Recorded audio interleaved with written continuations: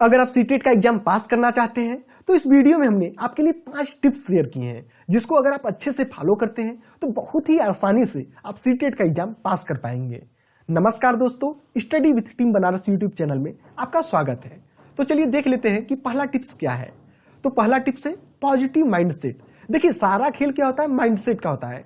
अगर आप सकारात्मक सोच रखते हैं तो जिंदगी का एग्जाम हो या फिर सीटेट का एग्जाम हो, दोनों में आपको सफलता के चांसेस कई गुना तक बढ़ जाते हैं सिर्फ पॉजिटिव सोच से। देखिए, कई बार क्या होता है, आप कितना भी ज्यादा पढ़ के जाइए, लेकिन अगर आप खुद के ऊपर डाउट कर रहे हैं, संशय कर रहे हैं और निगेटिविटी आपके अंदर भरा हुआ है, तो आप आता हुआ सवाल भी एग्जाम में गलत करके आएंगे। लेकिन अगर आप पॉजिटिव सोच के साथ जाते हैं प्लस रिलैक्स रहते हैं तो इससे क्या होता है कि आपका दिमाग अच्छे से काम करता है और कई बार नहीं आता हुआ क्वेश्चन को भी थोड़ा सा अगर आप दिमाग लगा देते हैं तो आप सही उत्तर तक पहुंच जाते हैं।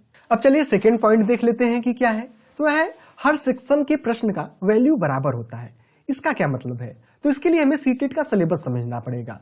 तो देखिए, सीटेट में टोटल 5 सेक्शन रहते हैं, यानी 5 सब्जेक्ट से प्रश्न पूछे जाते हैं। कौन कौन से? सीडीपी हो गया, उसके बाद लैंग्वेज फर्स्ट रहता है, लैंग्वेज सेकंड रहता है, इसके बाद गणित रहता है और ईवीएस मतलब पर्यावरण रहता है।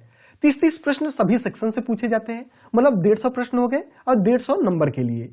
इसमें कोई भी निगेटिव मार्किंग नहीं रहता है और अगर आपको सिर्फ पास होना है एग्जाम, क्योंकि देखिए यह सिर्फ पात्रता परीक्षा है, तो अगर आप 150 में 150 नंबर भी ला रहे हैं या फिर इसमें सिर्फ 100 नंबर ला रहे हैं तो दोनों में कोई फर्क वैसा नहीं है, क्योंकि सिर्फ पात्रता परीक्षा है। अगर आप जनरल कैटेगरी से बिलोंग करते हैं तो 90 नंबर चाहिए होता है, वहीं पर अगर आप किसी कैटेगरी से बिलोंग करते हैं तो आपको 82 नंबर चाहिए होता है। तो हम एक मोटा मोटी मान के चलते हैं कि 100 नंबर का हम लोग लेकर चल रहे हैं कि किस तरीके से आप 100 नंबर पा सकते हैं।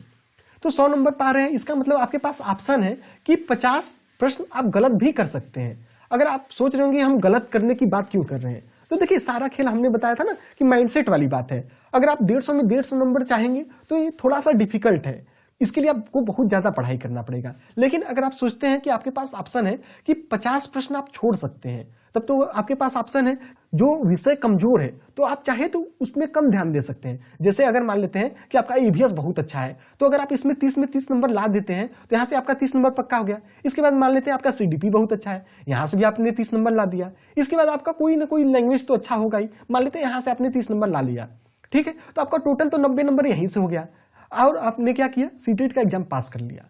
यहाँ पर हमने देख रहे हैं 2 सब्जेक्ट को बिल्कुल छुआ ही नहीं है। एक गणित हो गया और दूसरा कोई भी लैंग्वेज मान लेते हैं सेकंड था, आपका संस्कृत हो सकता है, अंग्रेजी हो सकता है, तमिल, तेलुगु, गुजराती, मराठी, कोई भी लैंग्वेज हो सकता है।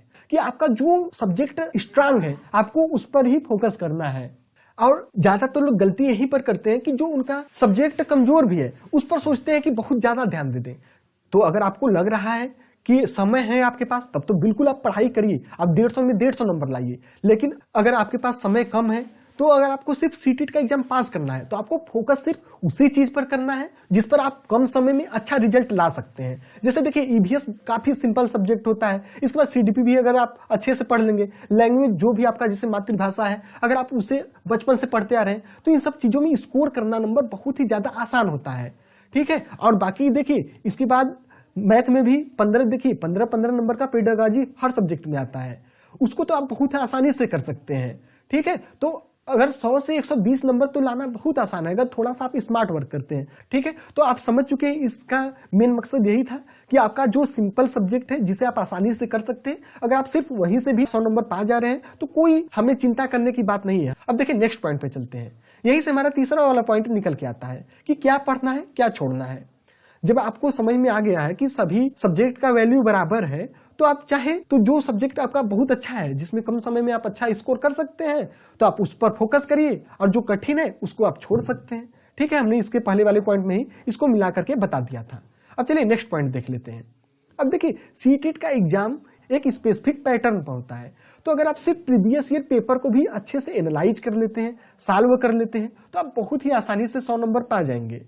क्योंकि देखिए, अभी जो ऑनलाइन वाला एग्जाम हुआ है उसमें भी बहुत सारे प्रश्न रिपीट हुए हैं, तो आपको भी क्या करना है, प्रीवियस ईयर क्वेश्चन को सॉल्व कर लेना है, उसे समझ लेना है। अब ऑनलाइन मोड में एग्जाम हो रहा है तो इसमें अगर आपका थोड़ा सा एग्जाम बाद में है तो जो ऑनलाइन पेपर का एनालिसिस बहुत सारे चैनल करवाते हैं, तो वहां पर आप जाकर के देख सकते हैं कि किस प्रकार के प्रश्न पूछे जाते हैं। वैसे सीटेट का पैटर्न सेम है, कोई सिलेबस में चेंज नहीं है। तो अब पिछले साल का भी जो ऑनलाइन वाला एग्जाम हुआ है, study with team Banaras channel पे भी बहुत सारा प्रीवियस ईयर क्वेश्चन कराया गया है, तो आप यहाँ से भी देख सकते हैं, या आपका जहां पर भी चैनल पसंद हो, जिसको भी देखते हो वहां से जाकर के देख सकते हैं। तो आपको प्रीवियस ईयर क्वेश्चन एकदम मस्ट करना है।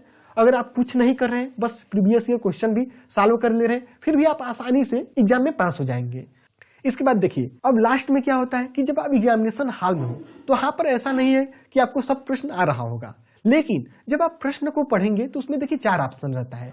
तो उसमें से 2 ऑप्शन तो ऐसे रहते हैं जिसको आप बहुत ही आसानी से देख करके समझ सकते हैं कि वो होगा ही नहीं।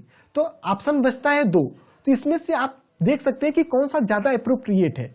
तो आपको कोई भी प्रश्न छोड़ना नहीं है, सभी प्रश्न 150 में 150 प्रश्न करके आना है, ठीक है। लेकिन प्रश्न में जहां नहीं आ रहा है वहां पर आपको तुक्का मारना है। तो तुक्का कैसे मारना है? पावर ऑफ एलिमिनेशन का यूज करके देखेंगे कि जो 2 या 3 ऐसे होंगे जो एलिमिनेट हो जाएंगे। अगर 2 एलिमिनेट हो रहे हैं तो उनको हटा दीजिए, बाकी का जो बचा है उसमें से जो लग रहा है कि सबसे अच्छा हो सकता है उसको टिक कर दीजिए। तो इस तरीके से आप बहुत ही आसानी से सीटेट के एग्जाम को पास कर सकते हैं। अगर आपको यह वीडियो पसंद आया हो तो study with team Banaras channel को सब्सक्राइब करिएगा और इस वीडियो को लाइक करिएगा। धन्यवाद।